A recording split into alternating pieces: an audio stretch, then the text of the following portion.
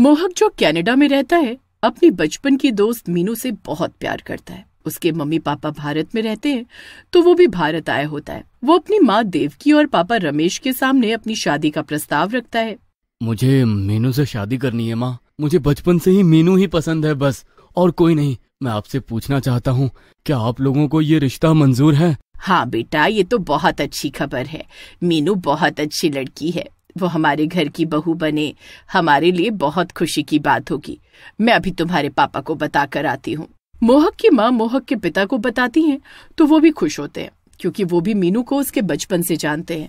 शादी का प्रस्ताव अब मीनू के घर वालों के पास जाता है। जी, हम तो बच्चों की खुशी में खुश हैं। कल ही कुंडली दिखा लेते हैं।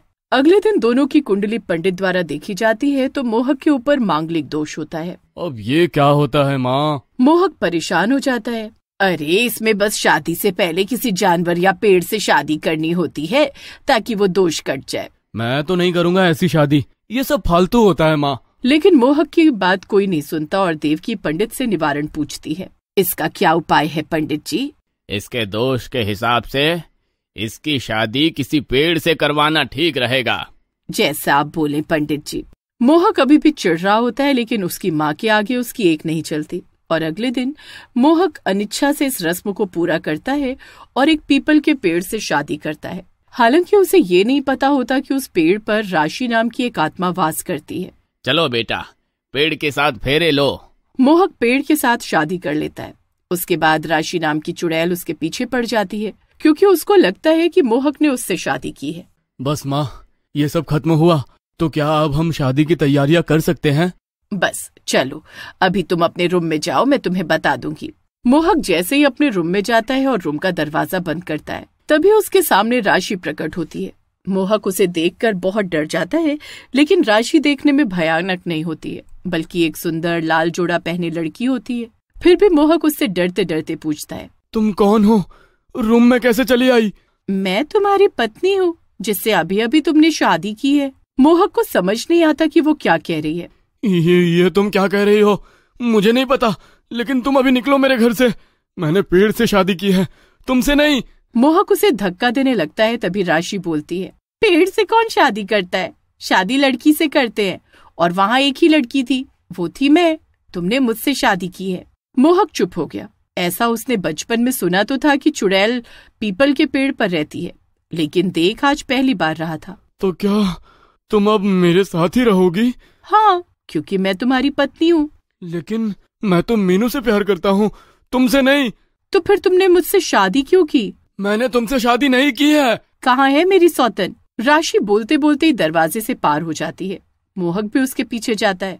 रुको, तुम ऐसा कुछ नहीं करोगी जिससे मीनू को कुछ भी हो। लेकिन राशि नहीं रुकती। उड़ते उड़ते उसको एक बगीचे में एक सुंदर सी लड़की घूमती नजर आती है। क्या यही है मीनू? नहीं, मीनू तो नहीं है, वो यहाँ नहीं रहती। राशि मोहक की बातों पर विश्वास नहीं करती और जोर से चिल्लाती है, मीनू! मीनू अपना नाम सुन घूम जाती है। राशि उड़ते हुए उसके पास जाती है और उसको घूरते हुए बोलती है, तो तू है मेरी सौतन, क्यों पड़ी है मेरे पति के पीछे? मीनू पहले तो बहुत चौंक जाती है। कौन हो आप?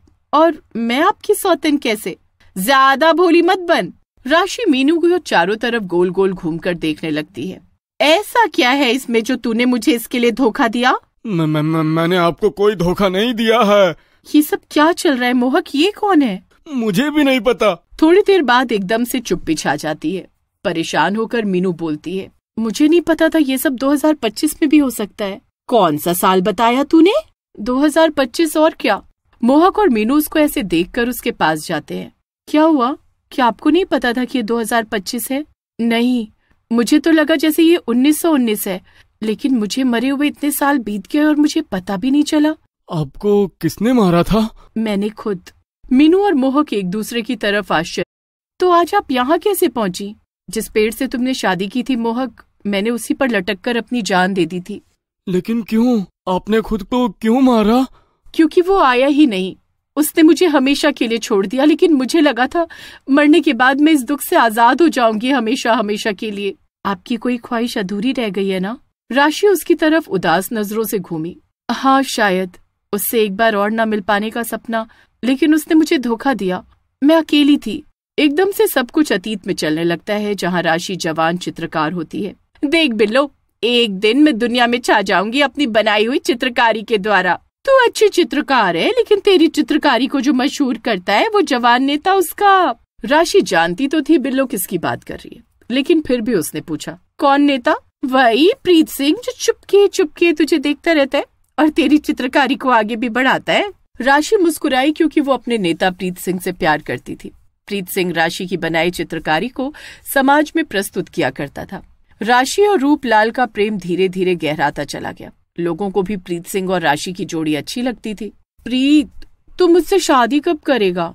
अरे तुझे ब्याह करने के लिए ही तो इतनी मेहनत कर रहा हूँ मेरी राशि। दोनों आपस में बहुत खुश थे, लेकिन जब राशि के भाई को उनके प्रेम संबंध का पता चलता है तो वो नाराज हो जाता है। प्रीत सिंह उसे विश्वास दिलाता है, अगर तू ये सब अपने समय काटने के लिए कर रहा है तो ठहर जा। मैं सच्चे दिल से आपकी बहन को प्यार करता हूँ और ब्याह भी उसी से करना चाहता हूँ। राशि के भाई को भी विश्वास हो जाता है कि प्रीत उसकी बहन को पसंद करता है और उसी से शादी करेगा। मेरा एक मोर्चा है अमृतसर में, मैं वहाँ भी राशि की चित्रकारी लेकर जाऊंगा।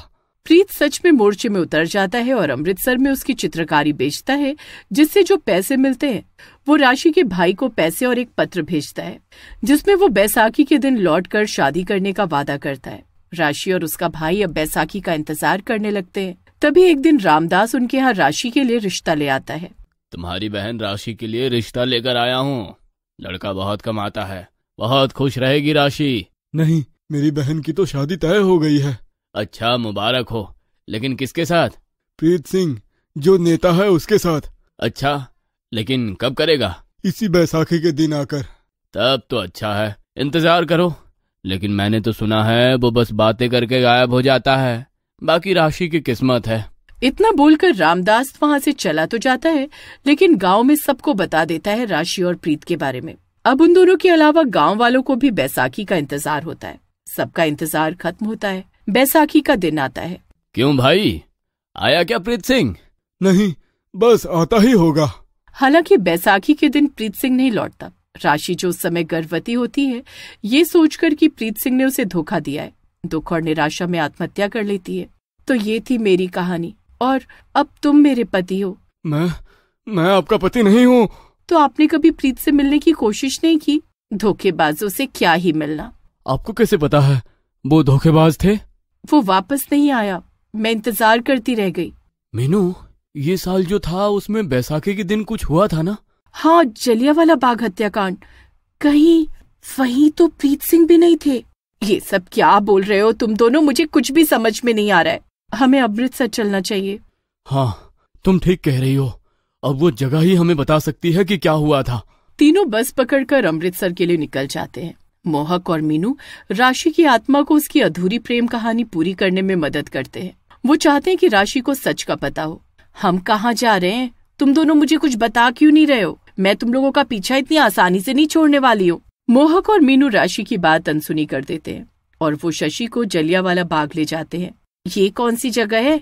आप अंदर तो चलो एक बार। राशि जैसे ही अंदर कदम रखती है, सामने प्रीत सिंह खड़ा होता है।